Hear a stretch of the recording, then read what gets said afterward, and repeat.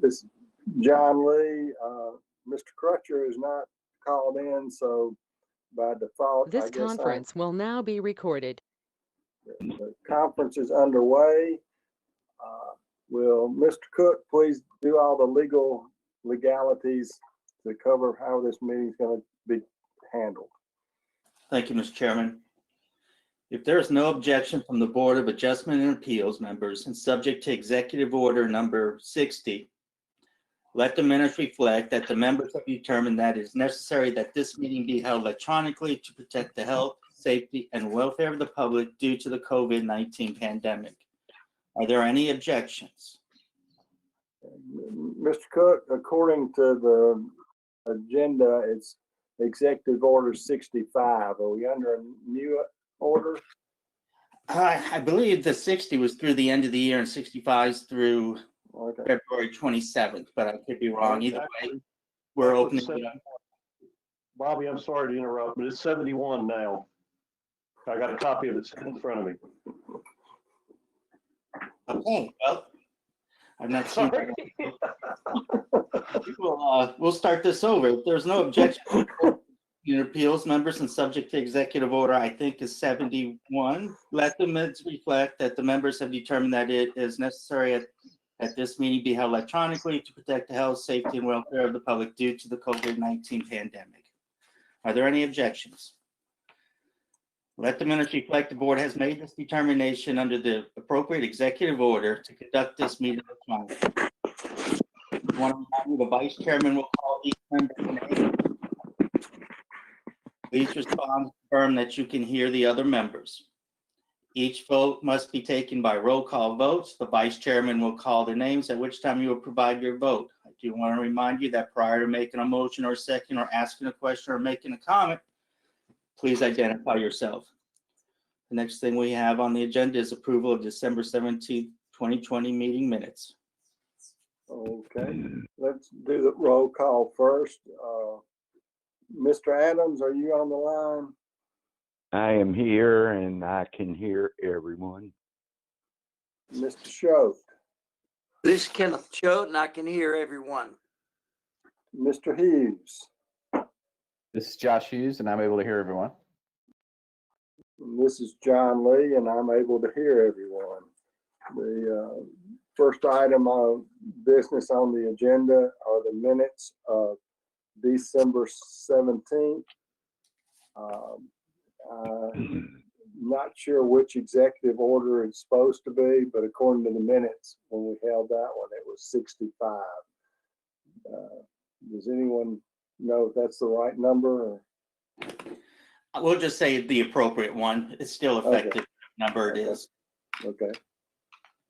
There a Mr. motion? Chairman, this is Glenn Adams, and I'll make a motion that we approve the minutes as submitted. Okay. Is there a second? Mr. Chairman, this is Kenneth Choate. I'll second the motion to approve the minutes. Okay. We'll do a roll call vote for the motion to approve the minutes.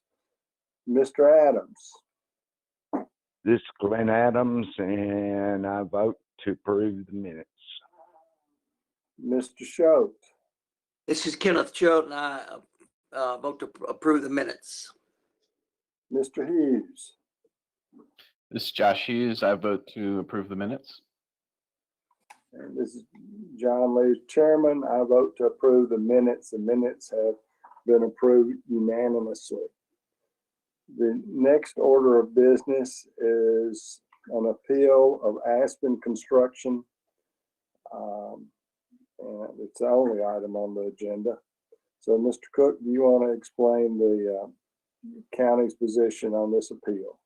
Glad to. I'd like the minutes reflect that adequate public notice was given both to the home builders and to the public.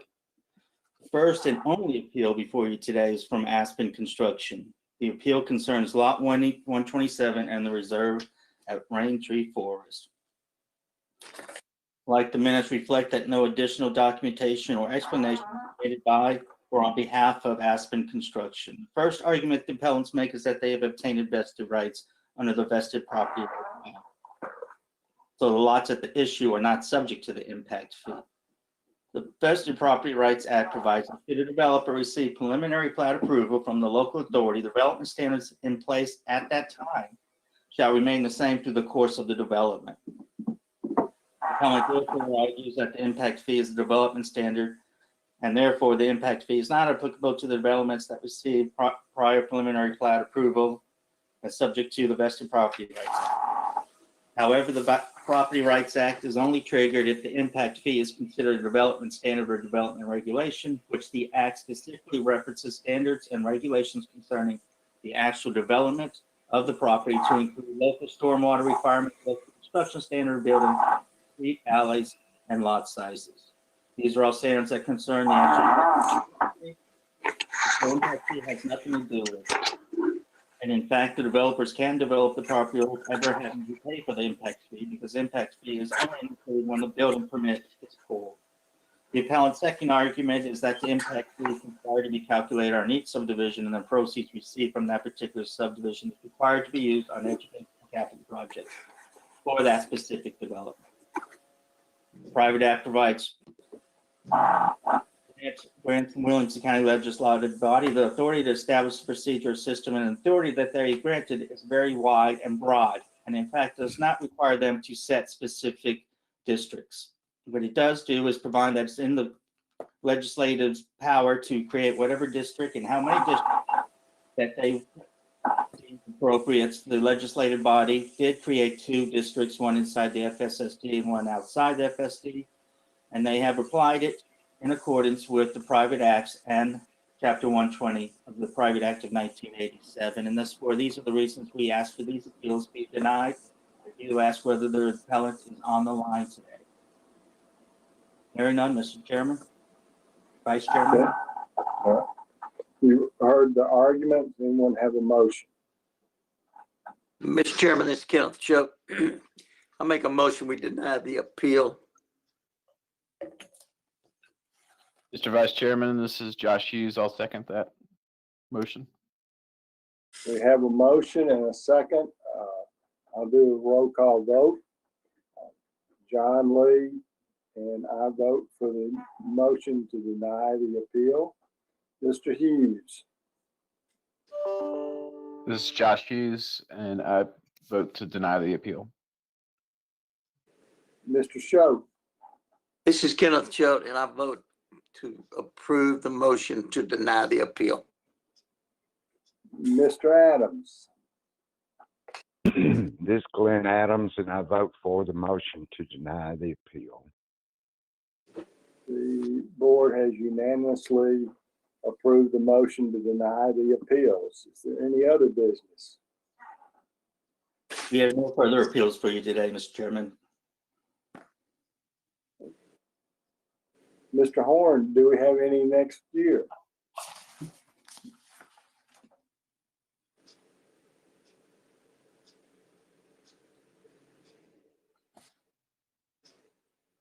I like silence.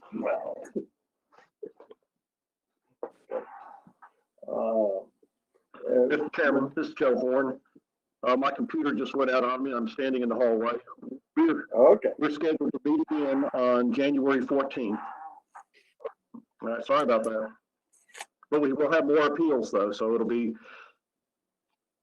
I guess you'll get a loss in pay. At any rate.